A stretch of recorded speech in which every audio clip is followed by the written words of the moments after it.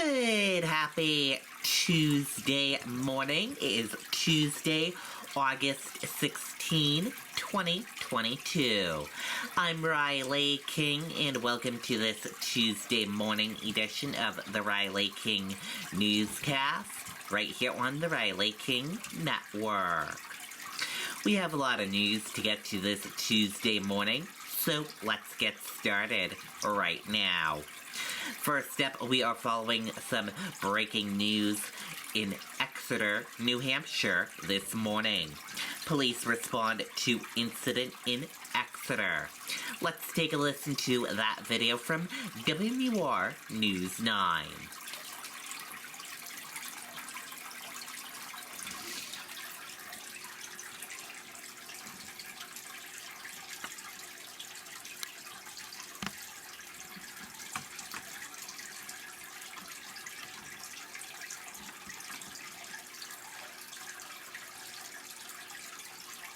If you're a contractor, Beltate's Building Supply was to be your first choice for lumber and building products. Our contractor sales team can expedite orders for timely delivery right to your job site with our huge 50-vehicle delivery fleet. Visit us at beltates.com or any of our 9 locations. All right, we are staying on top of that breaking news in Exeter. Right now, dispatch says police are on the scene of an ongoing incident. One man tells us he spotted several police cruisers at the Shell station on Main Street. Also said he saw a helicopter flying in the area of Route 101. We have a crew headed there now. We will bring you updates throughout the morning. Okay, and there you go on that video and that report.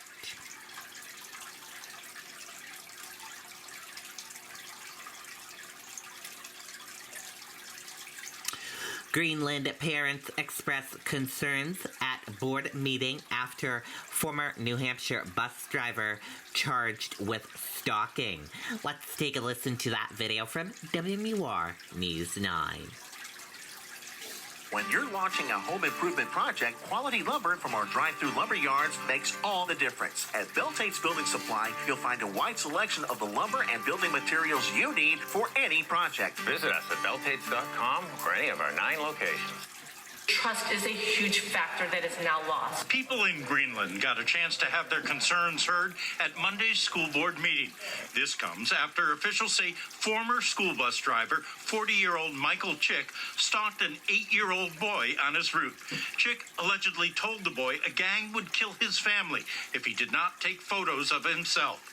Authorities say he had been grooming and stalking the boy since last year, but the school board says they didn't learn about the accusations until last week. One parent said after the initial complaint, Chick was reassigned to a different route. It seems like a failure in communication, that there was a complaint made and nobody acted on it. Transparency as to how this all played out. This isn't just an oops, I made a mistake. A bus driver was reassigned. Other children were put at risk. Board members did not respond directly to parents' concerns, but they did say they're reviewing policies and procedures. There's definitely a plan being formulated at this point in time, and it will be in place by the time school starts. Ray Brewer, WMUR News 9. Okay, and there you go on that video and that report. Defense says man was suffering from mental illness when friend killed. Let's take a listen to that video from WMUR News 9. Walmart, America's largest, is hiring. Earn $23.55 to $28.10 per hour, plus benefits. Working at Walmart's Raymond Distribution Center. 50 full-time positions available. Apply today online or text DC to 240-240. Walk-ins welcomed. Prosecutors allege 24-year-old Hassan Sabri killed 57-year-old Wilfred Guzman in his home in April 2019 using a sword, kitchen utensils, and other weapons. The two had previously been college roommates. The state says Sabri was angry over a conversation they had that night regarding race and religion. The defendant told investigators that even though he had known Wilfred and Wilfred's daughter for years and loved them, Wilfred had said and done things that had made the defendant, in his own words, super angry. Sabri's attorney says he is not guilty by reason of insanity, detailing years of alleged psychological issues stemming back to his childhood growing up in wartime Iraq. His brain was not there. It was out of control. It was a frenzied, out of control killing, motivated by nothing except the demons within. A state police sergeant who was at the scene in 2019 working as an evidence tech for major crimes also testified, and physical evidence was presented to the jury. Broken knives, mangled forks, and kitchen tongs, which investigators say were found with blood on them. This fork in these last three photos that we've seen, is this a different fork from the two forks we've looked at prior to this? Yes. I mean, you don't recall any other case where a fork would have been used as a lethal weapon, right? Not specifically, no. No, not at all. Right. Correct. And the trial is expected to last through September 2nd. In the studio, Hannah Cotter, WMUR News 9. Okay, and there you go on that video and that report.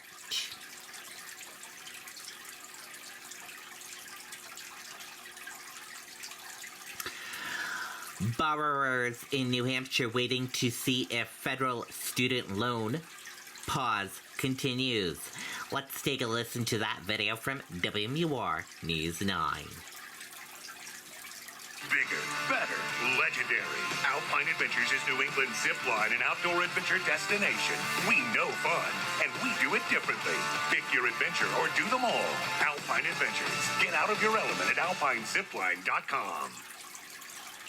It's been nice since I graduated in 2019, so the only student loans I had were federal loans, so it was nice because I only paid, I don't know, maybe one or two loan payments before they were put in forbearance. Graduates taking in what could be the final days of the federal student loan pause. It's going to have to get paid sometime down the road, so it's either now or later, so it doesn't really bother me either way. Unless President Joe Biden decides otherwise and extends the deadline beyond August 31st. Companies that collect on federal student loans on behalf of the federal government, they have not sent out repayment information yet to borrowers.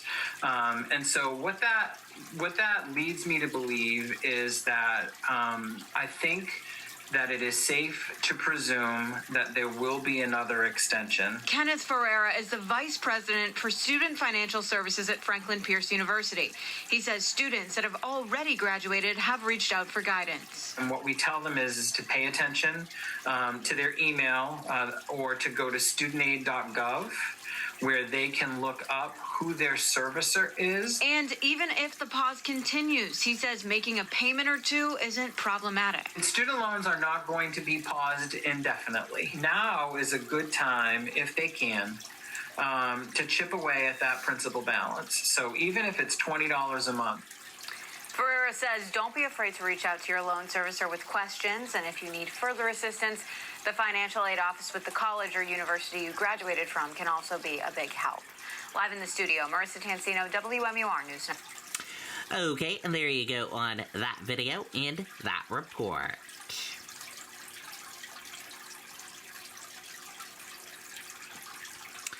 Poll shows issue of abortion may motivate New Hampshire voters in the fall. Let's take a listen to that video from WMUR News 9. Step back in time, high above New Hampshire's Lakes region at Castle in the Clouds. Explore the 1914 mansion. Dine with a view on the terrace of the highly acclaimed Carriage House restaurant. Or enjoy... This summer, the abortion issue has become increasingly important for some Granite State voters. A new St. Anselm College Survey Center poll of nearly 2,000 registered voters shows that when asked for their personal position on abortion, 71% identify as pro-choice, 25% describe themselves as pro-life, and 3% are unsure. When it comes to the Supreme Court's overturning of the Roe v. Wade decision that ensured national abortion rights, just 38% support that ruling, 58% oppose it, and 5% are unsure. And some eye-opening results on voter motivation. When asked how important the issue of abortion will be in determining their vote in the upcoming elections, 60% responded extremely or very important, while 40% said it would be somewhat or not important. The big takeaway is that people who are pro-choice are very motivated as they go towards the midterms. That could spell trouble for people who are not pro-choice or pro-life on the ballot. Republican leaders in Concord have said the late-term abortion ban passed last year is where they are drawing the line. But according to this poll, many voters believe there are more restrictions still to come. When asked if they believe access to abortion in New Hampshire will become more restricted in the future, 32% of registered voters said yes, 33% said no, and 35% were unsure. Adam Sexton, WMUR News 9. Okay, and there you go on that video and that report.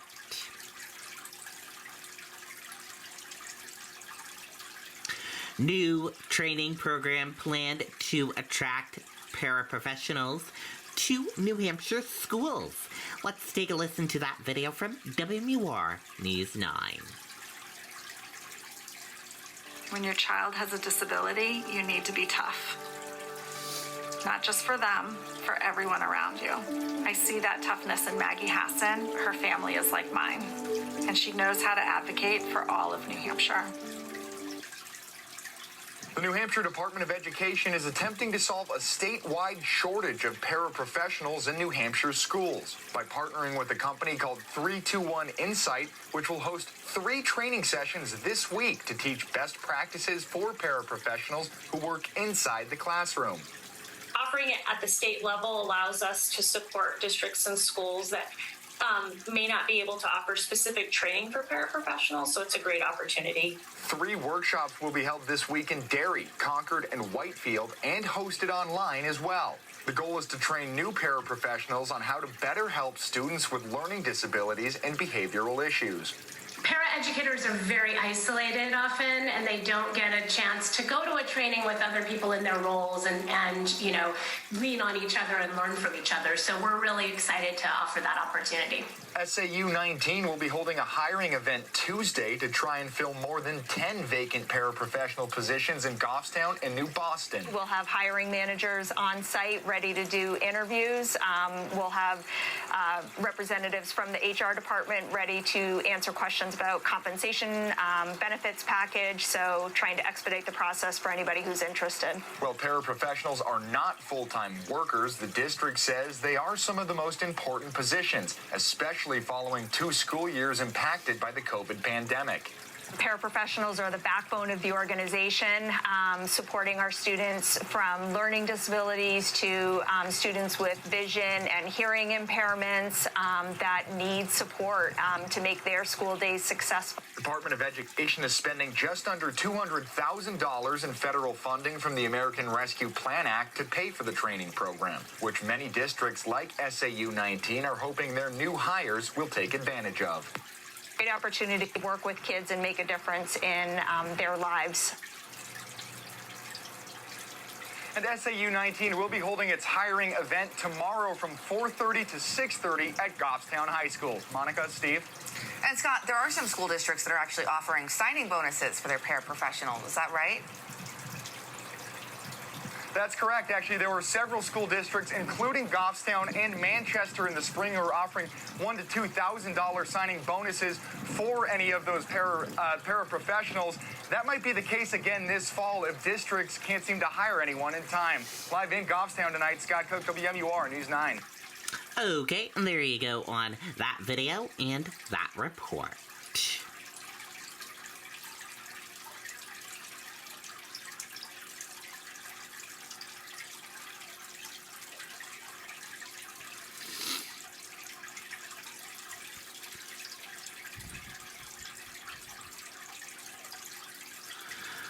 Officials facing rising threats following raid at Mar-a-Lago. Let's take a listen to that video from ABC News.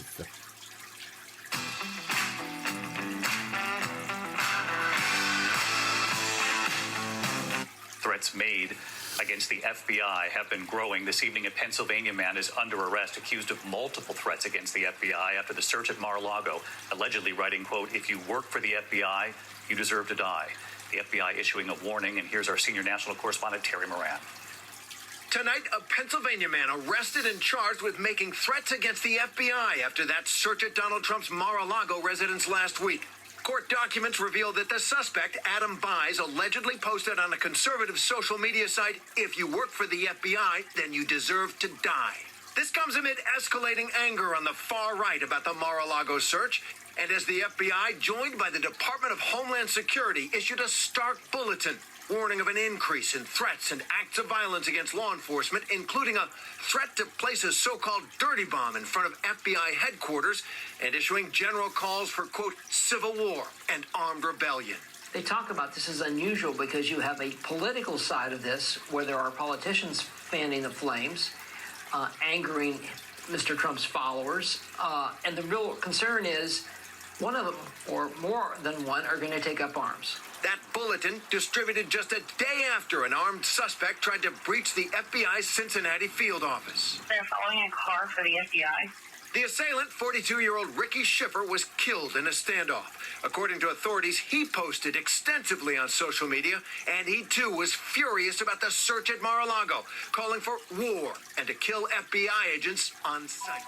Over the weekend, a small group of Trump supporters gathered outside the Phoenix FBI office, some of them armed. We're going to fight, and we're going to take the fight to the FBI if need be. Today, Trump spoke out in his first interview since the raid, saying, "There is tremendous anger like I've never seen before." But with news of tonight's charges, the DOJ signaling they will take every threat against law enforcement seriously. Every day, they protect the American people from violent crime, terrorism, and other threats to their safety while safeguarding our civil rights. They do so at great personal sacrifice and risk to themselves. And those risks are increasing. That FBI DHS bulletin specifically mentions calls on far-right social media sites and message boards for the targeted killing of officials in the judicial branch and other parts of the government who were involved in that Mar-a-Lago search. David? Terry Moran also with us tonight. Thank you, Terry. Hi, everyone. Okay, there you go on that video and that report. That did it for this morning edition of the Riley King Newscast, right here on the Riley King Network. Thank you for tuning in and watching. Have a great day, everyone, and goodbye.